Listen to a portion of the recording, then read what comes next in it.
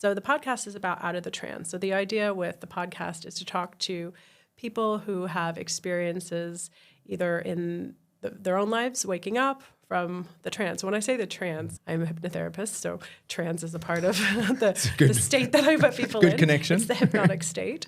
But it's also, I love the philosopher, mystic Gurdjieff, who we were talking about yesterday, who talks about how we are in a state of trance until we wake up from trance. And he had a method called the fourth way in the work about helping people decide to wake up. But there are other ways that we can kind of wake up from the hypnosis through life circumstance or event. So obviously I wanted to talk to you today because you had an experience that caused a wake up in you. I wanted to give you a chance to introduce yourself and your mission with your podcast. Thank you very much for the introduction. My name's Sean. My mission or new paradigm shift view of the world is really stemmed from a life-changing event, a near-death event experience, and my podcast is called The Lucky Dipper. The idea is to create a community, share my story, share other people's journeys and insights in what it's like to have a life-changing, pivotal experience, which can stem from near death, and see where it goes. So thank you for this opportunity for me to share. Yes, it's so nice to be sitting here talking to you. And we met actually not just because we're in this collaboration together, because we're both starting podcasts, but I know so many people in Ericeira who go to the Lucky Dip, which is the community that you've already created. So you're amazing at creating community. I have yet to get up in the morning and come enjoy. It's a great experience. You'll love it. So you've already created this wonderful community through bringing people to cold dip in the morning. So funny that community started on before my pivotal experience. It started in 2021. And the pandemic. Yeah, and that was just created on the basis of everybody wanted to connect together. Nothing was open. Let's get people together. And that's how we started. And it just organically grew, from like 5 to 10 to 20 to 30, I don't know how many people have, before I even met you, I didn't know you were the morning dip guy until we actually met in the conscious philosopher group. Mm-hmm. It's really affected a lot of people. A lot of people are going to it, and I will be one of those people as soon as it warms up a little bit more. I have to see you there soon. Well, you say that. Wintertime is generally a lot warmer, I find, than summer. Really? Yeah, because the outside temperature is warmer, and so your body is warmer, and then when you get in the water, colder. The water's about the same-ish temperature. But you see, so it's kind of like it's a mind thing playing with you, and mind thing blocking me from doing it in the first place. Yeah, you'll see, and I've known people that have really battled with cold, and they didn't like it in the beginning, and they've just pursued it through and just driven themselves to get too deep and deep into the ocean and try to do it every day. And now they're like, they're much better. It's interesting. From your experience with cold dipping and creating community there, how did that inform the awakening? Or do you want to introduce the thing that happened, or introduce the experience that happened and the awakening that you had afterwards?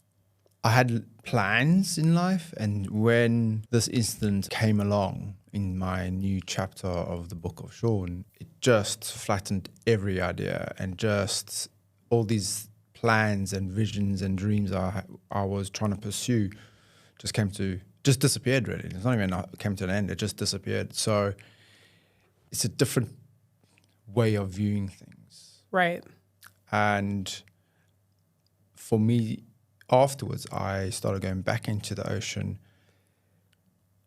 It was like, I'm getting like kind of goosebumps right now with my body is really tingling. It was like love at first sight in a way, because I didn't go into the ocean for a long time, and I had to start walking again, and I slowly immersed myself into the ocean. And it was like I was being embraced by nature. And yes, I created the dip, but it was just more than that. I started doing it for myself. It was really personal. Yeah, very personal.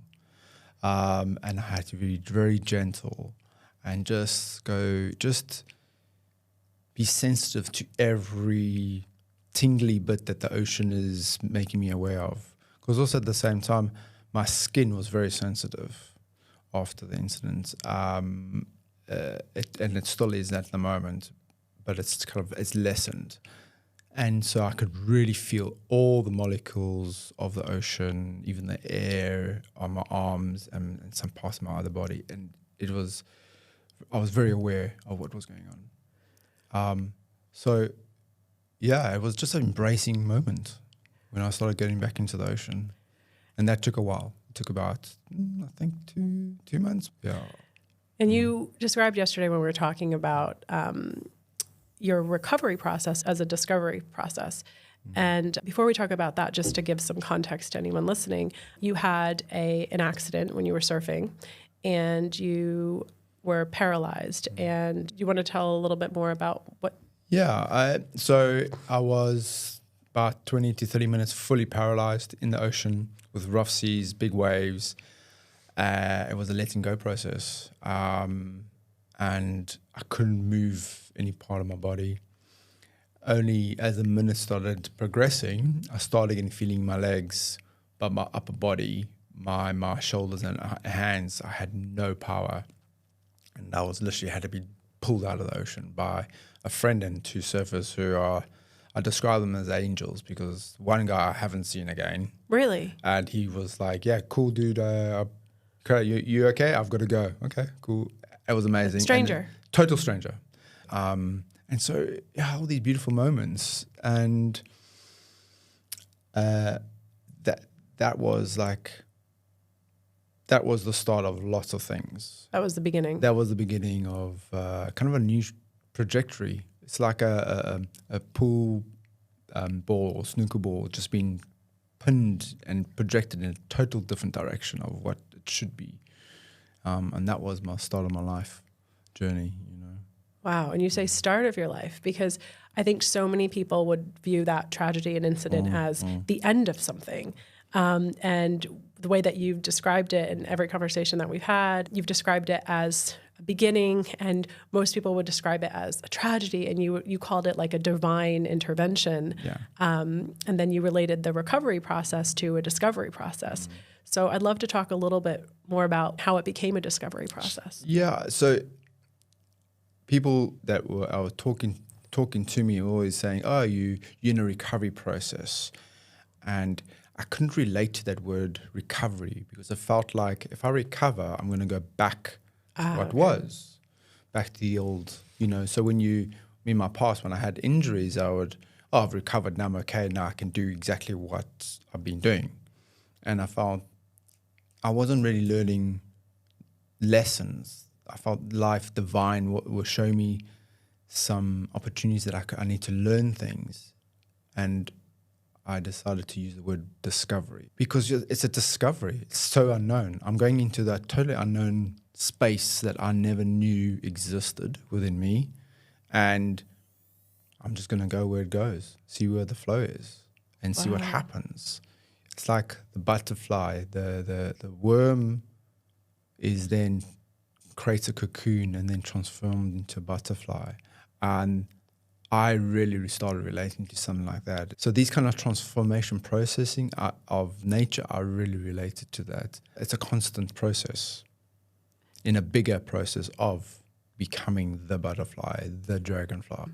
And I had to start going into that more and more and more. You kind of had to go into the cocoon. Into the cocoon more, come out. You were forced into it, really. Yeah. And when you're on a hospital bed, you can't feed yourself, you can't wash yourself, you're open to whoever can support you and asking for help.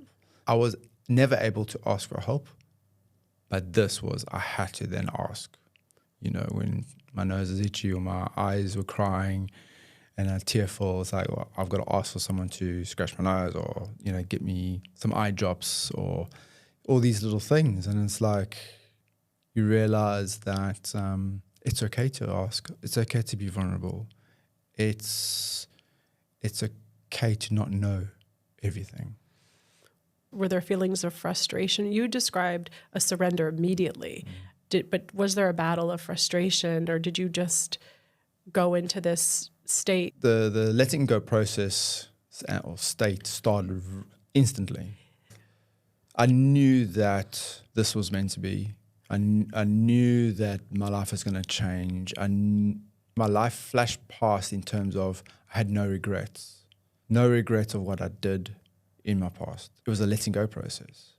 And now what I realized in that split second of letting go and no regrets is that it's all meant to be. Everything's connected. All those things I've done and decisions I've made have led me to this point. So if I wanted to change any of it, it wouldn't lead me to this point. And so that gave me freedom to then open up to whatever comes along. And wow, so that came to you in an instant, this knowing, this, connection. Had you felt that sort of connection before? Or was this something that just came on in that moment? Never. I've been quite active in sports. Most of the times that I've crashed in mountain biking or cycling or surfing, whatever, there was always a question of why me? Why now? What else can I do better? And all these kind of why moments and a victim mode. And instantly from this incident, it was no victim. It was, this is going to change my life. And this is the next projection. To be totally open to it. Wow. So immediate learn, perspective. And if I don't learn from this and be open to whatever comes along, I'm closing myself to opportunities, to limitless opportunities. As you had this newfound perspective, this new paradigm shift, and you were in the discovery process, what sort of things were you discovering? I was discovering more of me internally. It was a process of I needed to be in silence a lot. I had a noise deep in my head and just kind of questioning a lot of what Let's talk about that. Is life all about? What's this? We're on this rock spinning around, moving in the universe space. What is this all about? What is it? And just questioning everything, questioning why do I do things? Not why did I do the things from the past. It was just why do anything? At the time when I came out of hospital, my process was I had to be very gentle myself. I had to learn to walk. I had to learn to, clean my teeth. I had to learn to put my clothes on, tie my shoes, and just be gentle. And, I would wake up in the morning and embrace every second moment of whatever life is offering me. And you went from being active Sean, because you had a very active life. You worked with the Olympics in the UK, and your identity was around being athletic and active, to really slowing down. Yes, it's been, these titles. I realized that I had all these titles that I imposed on myself, but also other people imposed on me. Right. And it's well, what does that mean? If I'm not this title, well, then who am I?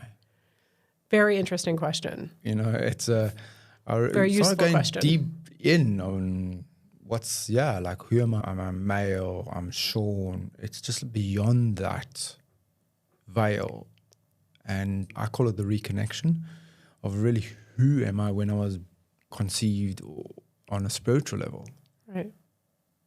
And going, I'm feeling something. My skin is tingling. I'm feeling the air, but I can't see the air.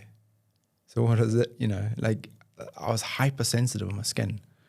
And it was I loved it at times. Sometimes I was really, it felt like burning, but I loved it. It gave me appreciation of all my your senses, right? So it was this deeper moment and external moment. Kind of, it's this flow of in and out.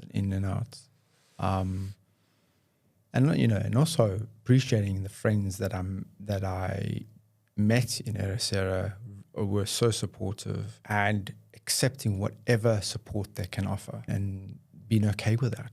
Right, receiving. Just receiving. Mm-hmm. My first week, I remember that I came out, my mom was going to come over to support me. I tried to make food and I nearly chopped my fingers off, and I just messaged in the group and saying, hey guys, look, I got a great kitchen, but can someone come and cook for me? It was just like, I need support. And it was amazing. Everyone just, no worries, I'll do this day, I'll do this day, I'll do this day. And everyone came along and they brought their food, and it was just a beautiful moment of sharing.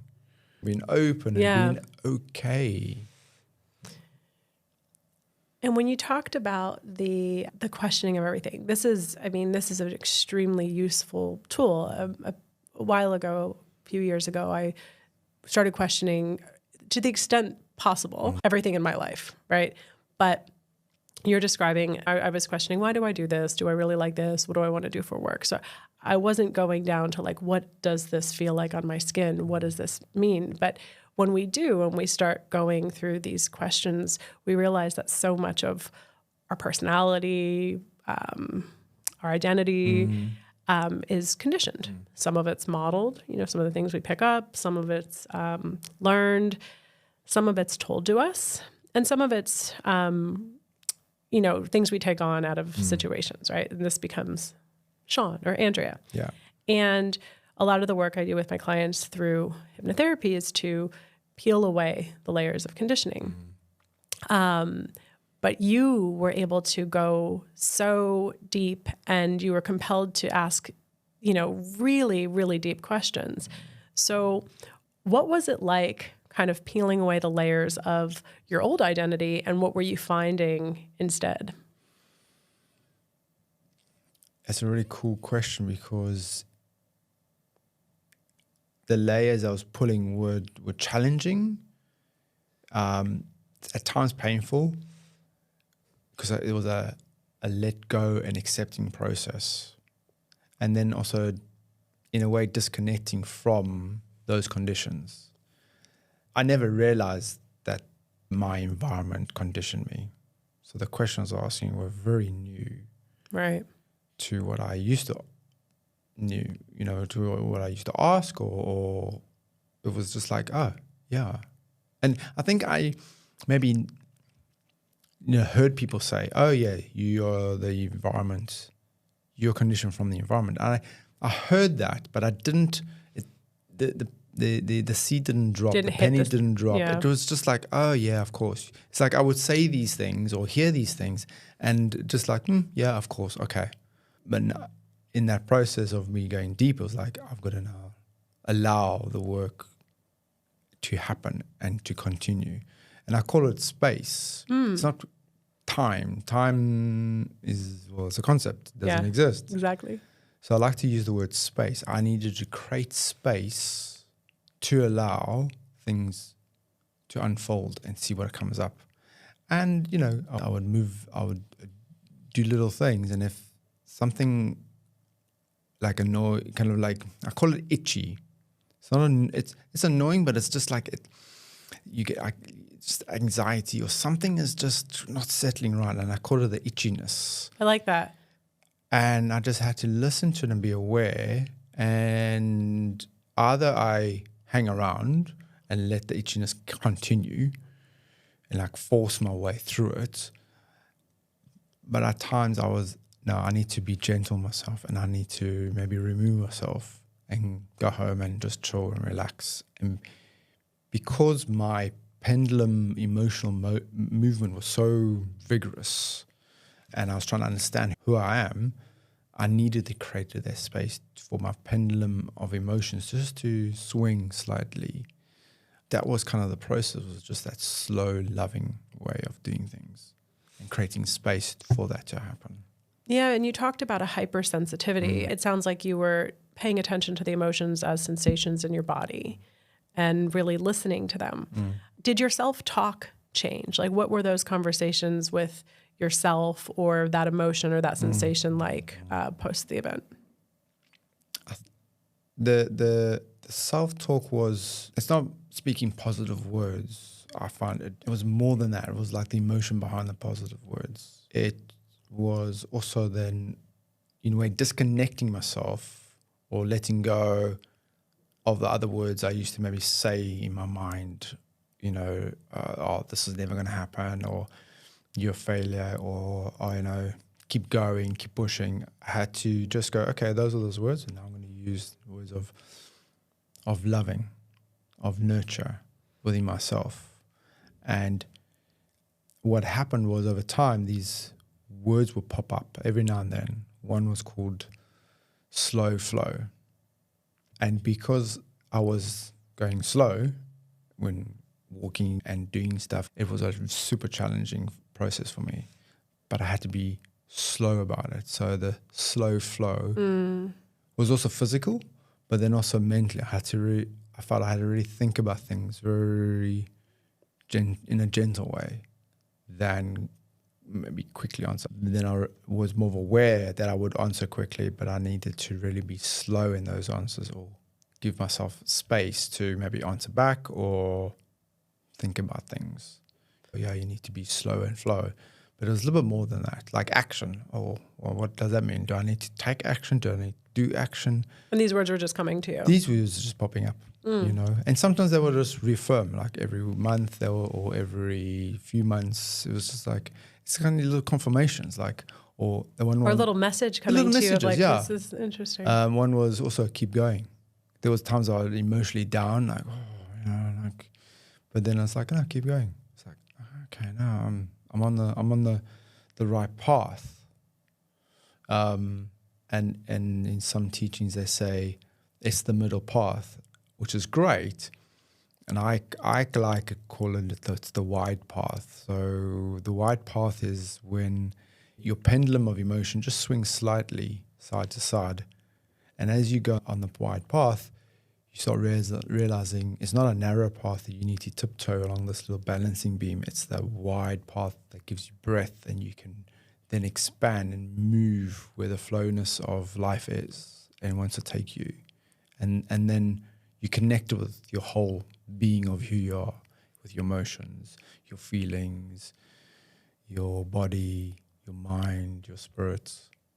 I really love that, because I'm familiar with the middle path teaching. The Buddhists teach that, and also in a lot of the Rosicrucian Hermetic tradition, there's the polarity and then there's the middle path. And there can be this striving to stay right in the middle. Yeah. But as you know, a lot of times we don't know that we've crossed the line until we've crossed it, right? And we'll fall off the edge or something, you know? Yeah, and nobody can really stay out of, you know, one polarity or another. But if you widen it, I really love that as a visual representative of the concept of the balance and the middle path. So that's an amazing visual tool. Yeah, for me, it gives me breath of like, it's okay creating to feel what I'm feeling.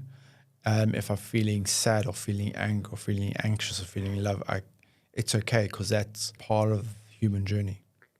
And just understand the little movement within that. Because the straight and narrow, or society's at times saying, it's like, you know, we need to be disciplined, we need to be structured. Right. There's a lot of shoulding and needing. You know, I was so struggling with that, because, well, you know, I'm lying in my bed, can't move my arms or my body. It's like, what do I do? Where's the straight and narrow? All your previous constructs of this is what I should be doing with my day. This is what a productive person should do. You had to throw that away. So yeah. I mean, what is that? How does that relate right now? Yeah, I just had to. It doesn't. Just didn't fit the model that I now have been aware to. So you now have you're creating a whole new model for yourself. So there's so many things that were happening to you spontaneously that you were just automatically doing that are so useful and compelling to anyone on the journey, even just choosing to take it. So I loved what you talked about, starting to question everything. That is such an incredibly useful tool. And then as you changed your self-talk and new words were kind of coming to you intuitively, it sounds like. Yeah, so you're opening your intuition. Yeah, it wasn't a big loud voice, you know. Right. I am the divine. It was these to pop up, a voice of words of I felt they were encouragement, words of encouragement, deeper, and I call it my inner being, my inner truth. Yeah. And when I say inner truth, it's not the truth. It's it's my truth and no other truth. It's this inner knowing truth, my essence, which very much relates to where my injury in my body came from, which is on my neck area, which is my voice. Right. And so everything's related. Yeah. This is the thing. Everything's connected. Everything's meant to be.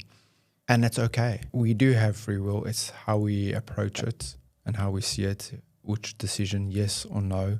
And if it's a maybe, it's going to be a yes or no. But it's okay, whatever that answer is. And then we can still change our minds.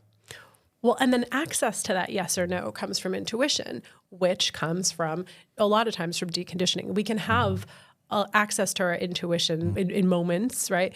But to have more sustained access, you have to sort of differentiate between conditioning and intuition. You're walking down a path and something, scares you. Is that your intuition saying there's something there? Yes. Or is it a conditioned fear of something that had happened in the past? But when you start questioning things, which things did I learn? Which things are me?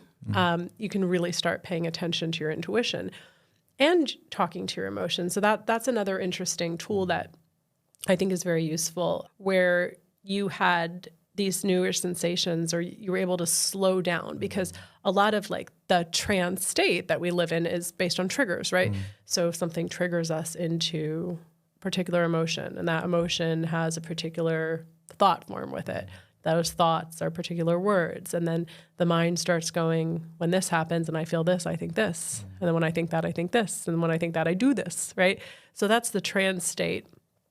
But one of the ways to come out of it is to slow it down, which is what you were effectively doing. So instead of going from emotion to thought to action, you were going from emotion to, what does this mean, right? Yeah.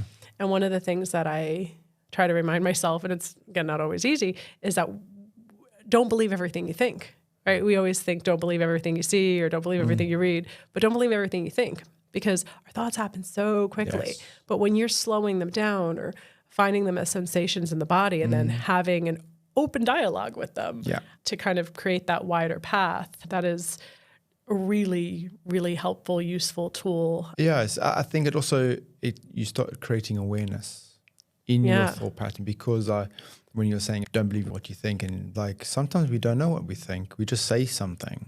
Yeah. And we're not aware of what we're saying. And I've been trying to, for me, be more aware of what I'm saying, and then learning. So if I say something abruptly, very quickly, in whatever decision I need to make, try to be aware of that decision. And why did I make it? Whether it's, the right or wrong, it's nothing to do. It's just the decision I made. And then in terms of try to listen into my intuition. There's this saying that also kind of flipped, was people say we need to think more with our brains. You need to think with your mind, and then feel with your heart. I'm like, and I really struggled with that, because like, what does it mean? This idea came along. It was, imagine if we thought with our hearts and felt with our hearts, just in the center. Then we start connecting with our minds, and that connection, yes, will start flowing. Because our minds are the creative juice. And our heart is the connection to keep those creative juices, and the intuition part, and the whole connection of our being. And it's a challenge, because it's rewiring the whole system. It's flipping the whole system around, going, oh, we need to be knowledgeable in our minds, read more, all these kind of human society things. Yeah, especially the paradigm that we've been living in. Yes. Exactly. And now I'm trying to understand, what is my heart doing more and more to deconditioning the mind in the controlling mechanism. So I think that's a really interesting topic and conversation, because the paradigm that we've been living in, this material paradigm of, science, intellect, information, and we've really moved out of the heart space, right? The idea that we're moving into this new paradigm collectively is a shift out of the mind and intellect and into the intuitive realms, or into intuition and actually the heart space. So that heart-brain coherence, which is talked about, there's like heart math, and we both love Joe Dispenza. he talks about the coherence. But this is something that is being brought back from really ancient traditions because there was so much more connection with that. There's a lot of practices that have you align the subtle bodies around the heart space and anchor from there as a kind of first order. So a lot of wisdom right now is coming back into the consciousness now. And a lot of this light from the past is being let in around traditions that talk about the heart space and that heart-brain coherence, but not just as like a chakra or an area of the body, but actually as part of your brain. And that a lot of these practices have you align the subtle bodies around the heart and the chakra around the heart before you move into the mind. Absolutely. So what you're talking about, really thinking from the heart, is what I think is going to define this new paradigm. And I think that tools like this that are useful and practices and kind of new ways of shifting the way we think around intelligence and intuition and new perspectives are so important, because there are a lot of people who, for whatever reason, are kind of waking up to this, but don't know how to understand and handle it. And I feel like I'm constantly looking for people who are on the path, who have those tools, people who have access to old wisdom to help me understand. And I imagine that a lot more people are too. But I think this heart connection and starting there is a really big topic of this. Totally. If you look at kids, when they wake up in the morning, they are like, oh my gosh, this is like, it's all here. It's still here. Everything's here. All my stuff. Oh my God, my parents are around. Everything's familiar. It's like, it's a new life. And then on the opposite, at nighttime, they don't want to go to bed. It's not because they don't want to. In a way, it's like they're not too sure if they're actually going to wake up for what's going to happen the day after. And I'm trying to embody that childlike I love that sensation. And it's not I need to think like a child, and really act like a child. It's that sensation of a child, of the wondering, the curiosity of life, the going with your heart, how you feel. Or what are you doing? Oh, I'm just playing. Oh, okay. For me, it's this kind of like struggle or challenging moments is like a structure, but also playful structure. Yeah. And finding that little, it's not this balance, life balance work thing. I don't associate with that. I don't connect with that. It's just like life, and it's just whatever you feel that resonates with you at that moment. It's about resonance of connecting with your heart, of thinking and feeling right here in whatever project or whatever you want to do. And sometimes you don't have to give a reason why you don't want to do or why you do want to do something. It's just like, yeah, this resonates with me. And it'll resonate for a moment or 2 or 3 or 4, or that could be 5 days, whatever the timeline, and then it changes. And it's been okay with that flow without conditions. I love that you're talking about the childlike state and effectively the inner child that exists in all of us. Like, we grow up, but there's still an inner child. And it is because of that conditioning, and because one of the unfortunate parts of society as it is right now, for whatever reason, it starts to close down the heart space, right? So a lot of our conditioning of like, okay, you're in public, so you can't express an emotion that you might be feeling, or you're in school and, somebody tells you you're an idiot, or something that like that happens, and it hurts because you're so open and so vulnerable, and you start to close down and close down and close down. And a big part of the work that I do in my practice is inner child work. Almost always, we go back to pre-7 years old, almost always, to find out where an initial sensitizing event or a first point of pain where you initially felt that separation. Because, as you say, we're born into the world like unconditional love. Yeah. If we want something when we're a child, we just scream and say, I want it. Yeah. If we want to lay on the floor, we do it, right? And then over time, we are told, okay, laying on the floor is weird, don't do that. We either deem ourselves through a reaction that someone has to us, or through what we're told that these are things, feelings, ideas, behaviors that are undesirable. So I need to push them down. I need to not do them. So a lot of times the personality gets created around not being the things that we think are undesirable. And some of that is vulnerability and open-heartedness. I don't know how many, myself included, clients that I work with, successful people in their 30s, 40s, 50s, we will go back to a bullying incident in school as a causative event for patterns that have run lives for 20 years because it's so linked to that vulnerable, loving state. And then when, another child or a teacher or somebody says something to you that just shocks the crap out of you, you start to close down. And I think it's just a normal part of growing up is that we close down that space as a protective mechanism. It's closed down and then shielded. It can be shielded. And then there's not a lot of value put on it in just regular working society.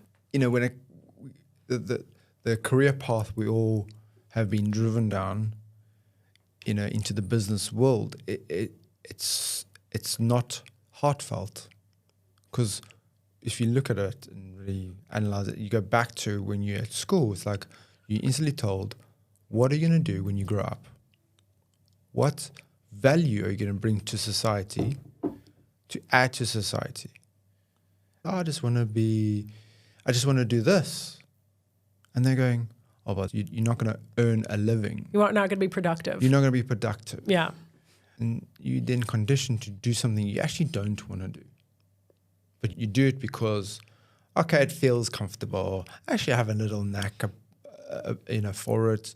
I'm just going to, okay, fine. I'm going to deal with it as it comes along. And so you're pushing down your true essence. Yeah. And that's what I had been doing for a long, long time. I didn't know where I kind of fitted in terms of like people say, I knew I was interested in lots of things, but I wasn't a specialist in one. And I looked at everyone else and like, what's your title? What's your bubble? These conditions are so tightly driven that it doesn't allow us to really, really, really connect with who we are. Right. And I think one way to tap into the intuition is through your desire, right? The heart space is a space of desire. What do you desire? And we're so often, and it's cultivated from a very young age to just forget about what you desire, but more think about what you should. Is this a smart decision? Is this a responsible decision? Is this, human design, for example? Are you familiar with human design? A little bit, yes. Yeah. Or the gene keys also. Yeah. I'm not like super in depth.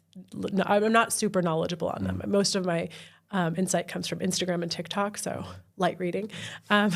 But basically, I'm interested in it. Yeah. But one of the things I would say, I was on, I've had you can get your chart, and excuse me, you can get your chart, and I had a reading, and I was on this nomad cruise where we had some conferences on that. Sorry, I'm just gonna. So I was on this nomad cruise event where there were some workshops on it that were a little bit more in depth than just the charts that I had. And even from the very surface knowledge I had on it, I found it so freeing and such a relief to realize, actually, so I'm a generator and I have a sacral authority. So that means when I should do something or when I'm living my design, I have a very clear or a very clear This is like 50% of the population. I'm not special. Well, if 50% of the population went with that route of oh my gosh, it'd be amazing. It'd be a very amazing society. Yeah, exactly. So 50% of the people are something like that. Again, my very surface knowledge on this, but it's a or an Well, so I started saying, okay, well that's a huge insight. Let me start doing that. And it takes a lot to be still enough to listen to the or the without the head getting in. Well, you don't want to do that, but you should because that would be a really good idea because that will lead to this and blah blah blah.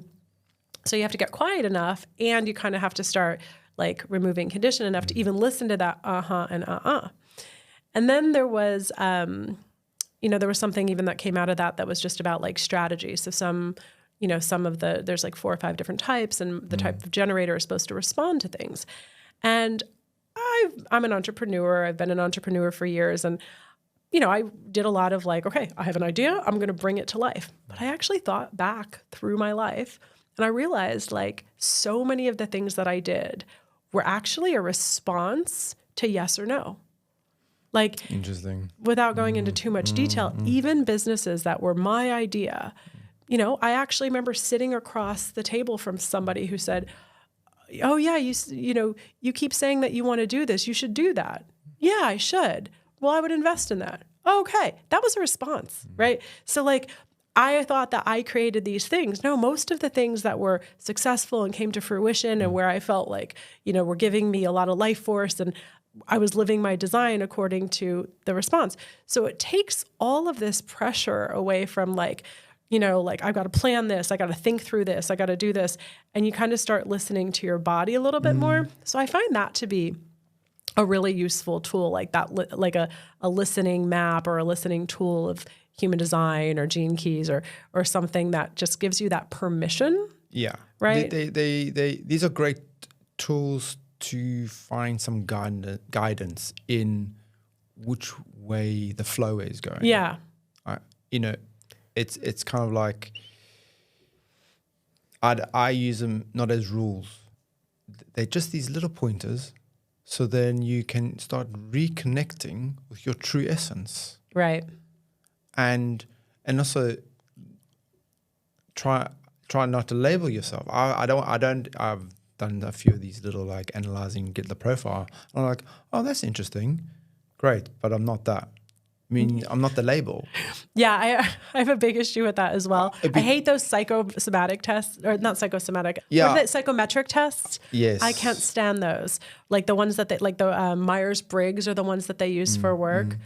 I just literally. I had that years ago when I was in corporate and the HR were pushing this. So I thought, yeah, I'll do it. And then they gave it to my manager at the time and he went, okay. And didn't even look at the whole thing. Yeah. And just ignored it. I'm like, oh, well, that was pointless. Great for me. But the manager, he's going to do nothing with it. Might as well just throw it into the wind. It reminds me of the report cards. Doesn't play well with others. Yes. Demonstrates antisocial behaviors. Yeah. I go, tech, skill. Yeah. Unmanageable. Like all these little things. It's, and it's like labels. Exactly. We like to label Boxes, labels. If we're going to condition ourselves to those, and that's what I was conditioning myself to these labels that are put onto me, and then I was missing out on the unlimited abundance and the possibilities of my true essence in, let's see where this goes, see how long that could be, and if it ends, then I'll go this way. And that also gives me clarity and focus on. Sometimes I get foggy. My mind gets foggy, and my intuition, and I feel itchy. I'm restless. Like the itchy word that you use. And I need to create good. space to either I have a little sleep or go for a walk or connect with nature. I need that breath, and then see what comes up. Right. And it's been challenging for me, challenging for people around me, but I know that that's what I need to do. So prior to now, like the before and the after, do you see it as that? Yeah, very much so. So in the past, kind of, getting stuck into these labels of what you should be doing, what you shouldn't be doing, like what were those kind of conversations like that you had internally versus the way you have them now? I mean, they were also like the fight of I need to push. I've got this idea, I need to do this, and hopefully someone will maybe invest or support me, or, and some people did and some people didn't. And I was just getting so frustrated. I just didn't understand why.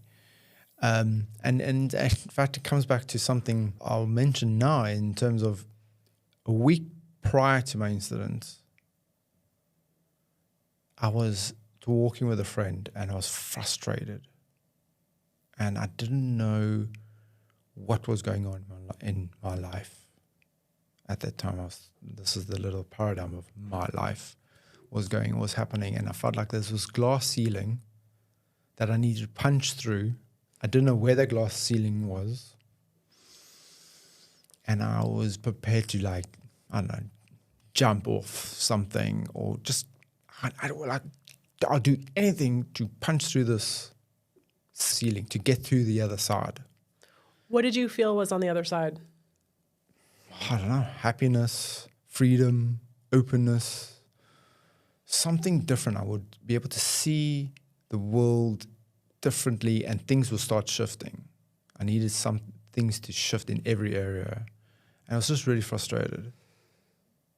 And then a week later, the divine brings in this big wave, takes me out, and goes, now we're starting. Wow. And so when I say, if you ask for it, it will come. Wow. It will come. That is a very direct example of that. Did you think about that afterwards? Like, oh, this was what I was asking for. Did that come later? I think about a few days or weeks later. Yeah. I think it was kind of a confirming of what I instantly felt that it was meant to be, and I didn't realize that actually I called this on. I was asking for it because I needed it. Wow. I needed it. And, it's kind of, it's in self-infliction. Yeah, probably. But it was a cry for answers, I felt. And, it's funny, people's responses to that is there's pity, there's shame, there's, I feel for you. But I'm like, hey, if anybody wants to go this route, I mean, if you get an awakening, you see the world in a different perspective. What's the best thing? It's the red pill, the blue pill. And however you take the red pill, you're either going to like it or you're not going to like it. Right. Medicine doesn't always taste so good. Okay, so I want to talk about the red pill and the blue pill because we started talking about that yesterday and we got all energized. I was like, this is fun. But before we do that, you're talking about that frustration you were feeling, that need to burst through something. I feel that there's a theme. So we're both in our 40s, and something like that. Something is that okay? Or am I outing you? So we're both of a certain age. And one of the themes that I've experienced before, and I think that a huge amount of freedom for me has been releasing this, was this frustration of it was not even directly specific things, but there were enough milestones or life was supposed to look a certain way. I have a visual for this, which is very weird. I grew up in upstate New York, and my visual, I used to take the Metro North train track to Connecticut, where my dad lived. And sometimes we'd have to stop and switch tracks. So I have this metaphor where the train tracks just switched. Not one day. I would describe it over a 2-year period of not so much fun, of kind of but dark clunky. night. Yeah, dark night of the soul type thing. But I realized, so as I was turning 40, I'm I didn't do any of these milestones. I literally didn't do all the things that somebody at my age, in my upbringing, was supposed to do. And a lot of them I just didn't do because I didn't want to. A lot of them I was oh, maybe I'll want to do that someday. But when I got to 40, I was oh shit, I actually either where does the track go? And it ends. So I had a visual of it ending, and it was but where does it go now? And of course it was Connecticut, because I think there was a part of me where a lot of these memes in my life were created. I was living in New York City, and eventually you move out to the suburbs. So I don't know. So maybe there was something there.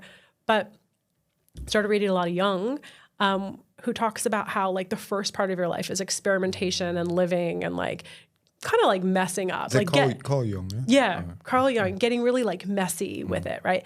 And then you have an experience where I think most people just see as a midlife crisis now, but it's actually where you start investigating your inner world. Why am I here? What does it mean? Am I supposed to wake up every day and think about my weight every single day? These things that just run us, right? I'm I don't think so. I don't think that's what I'm supposed to do. I don't think that's why God put me here. I don't think that's what I wanted. You know, if somebody would have said to me as a soul, like, hey, you're going to go to Earth and just like be neurotic about like bullshit every day. No. And what's the other option? Any other it's options? Like, there had to be a different thing, right? So I realized that, you know, at some point we actually have to start asking ourselves these questions. And it was so freeing to realize, okay, I could move onto this other track of milestones that I create. It doesn't feel like, oh, I'm a certain age and I didn't do all these things and now I need to move into like the legacy part of my life. No, now it's like, okay, cool. I have a lot of information. I have a lot of experimentation. Now it's like a treasure hunt for like, what's the meaning to all this? What's the purpose to all this? And that shift around this age is certainly not something I thought would happen, but it's like this kind of getting off this old of track onto a new one. And I think it's in line with this kind of paradigm shift. And it's very exciting because what I love that you talked about was, you know, the beginning, right? But right before you had that frustration, which I did too. I was feeling, you know, I went through a period of like deep frustration and like, oh, I didn't do this, or, you know, blaming myself, blaming other people. Fight with yourself and everything in society, and nothing's going right. It's like, yes. No. Yeah. And then the freedom from that kind of moving into another track. And I guess it was a very long question, but what I wanted to ask you is, what advice do you have for people who feel that frustration and want to move on to the next track in their lives, to start saying, okay, like there's something else out there besides this constant struggle and frustration? I think, you know, that question is a really awesome question. Not a lot of people even ask that question to themselves. Like, what do I do now? What does this mean? I would say just slow down and, well, stop for starters. The train has to stop before it can switch tracks, doesn't it?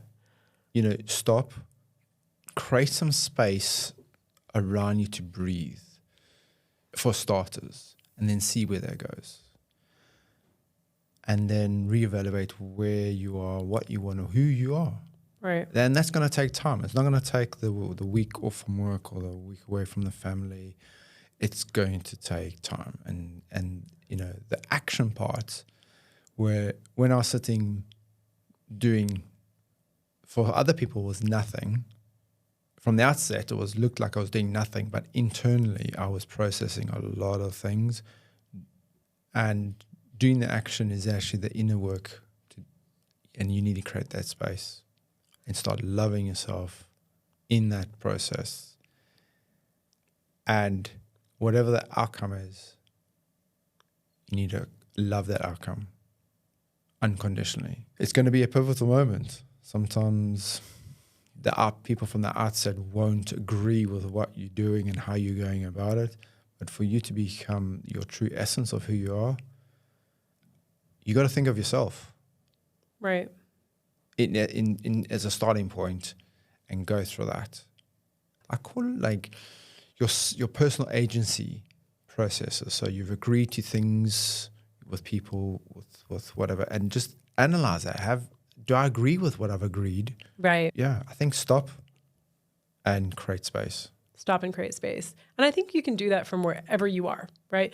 I mean, I think that you don't have to go to the desert or the mountaintop. And that is why I really resonate with Gurdjieff's works, because it was basically for anyone who couldn't like go to the desert or go to like a retreat or mountain, Exactly. The best place to start is where you are. Well, it is, because if you say, oh, but I need to go to the mountain. It's like, no. The mountain will come to you. You know, there are people, and including myself, very fortunate that I was able to go traveling around the world and find myself, as I thought, and we have the privilege to do that. But guess what? What happens is you realize you don't find yourself, you are yourself right there when you start. I totally had that experience. Understanding that. So, yeah, have all those experiences. But you need stop, slow down, create the space, and the mountain will come to you. I love that. I think that is really, really profound and very just useful, right? That's a practical tool because I think, as you said, so many people think that they need to like drop out of their life and responsibilities to start and run away. And you don't. And yeah, there's some truth in that. That really helps. It does help. Yeah. Absolutely. But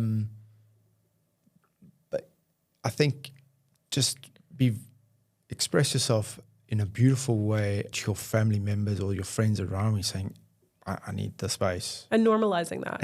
Exactly. Yeah. Then, mom and dad or mom or dad has run away because they're going to find themselves. Oh, that's great. At home, now what? Right, which is kind of like the classic midlife crisis. Like it's not like, you're creating space in like a conscious way, like something happens and it manifests in different ways. What's the narrative? Yeah. I woke up, I don't like my partner, I don't like my life. Right. In the courts, split it up. I'm going to go this way, you go that way. And then, that's the narrative. Right. How do we stop the narrative? Create space. You did right there. That's really good advice. So we talked about the red pill and the blue pill metaphor, and we were having a fun conversation yesterday when we had to go. And we were talking about the concept, obviously we're talking about the movie The Matrix, or as my favorite, Bruce Lipton says, the documentary. Yeah. Because it is a metaphor for like, okay, there's the Matrix and you can either see truth and take the red pill. And a lot of people talk about that in terms of like the outer awakening that you can have where you see the world completely differently. Over the last 4 years, I think a lot of people have had a lot of like awakenings that way. But then also there's an internal shift that needs to happen so you can handle all of it. But we were talking about how, sometimes you oscillate back to, the old conditioning, the old paradigm, the old blue pill. Yeah. But then you said, no, but at some point you have to make a choice. So talk to me about that. That was, you got really energized when you started talking about that. For me, it was a process, and the process unfolded as I allowed it to unfold in creating the space and for me just to understand what is going on and what's this new perspective that I'm seeing the world and centering the world. And there were times that I felt I was getting pulled back into the old way from, family members and friends saying, maybe you should do this and maybe you should do that and and what about this and what about that? Prior to this incident that of a life-changing near-death experience, I had other experiences. I crashed when I was doing some activities with my mountain bike, and I dislocated my shoulders when I was a kid.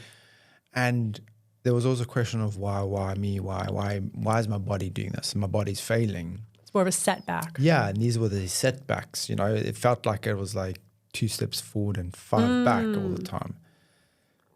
But this was different. It was no back or forth. It was I need to continue flying. I need to continue the process. And if I don't do this, I will, be lured much more back into the old way. A real like initiation trial of life, like a real test. It was kind of like this, not this urge, but how to describe it? It's interesting. This process has also been understanding, humans, we like to have words to describe things. And sometimes I can't describe things. I don't have a word. And the word I want to use is just like, it's not really how it is. I know what you mean. It's like, when I've been watching the sunsets, or I actually call them earth sets because the earth moves, not the sun. That's a good point. See? Question everything. I just don't have words for it. It's just like awe is a sound, really. We've written it down, but it's like, wow. And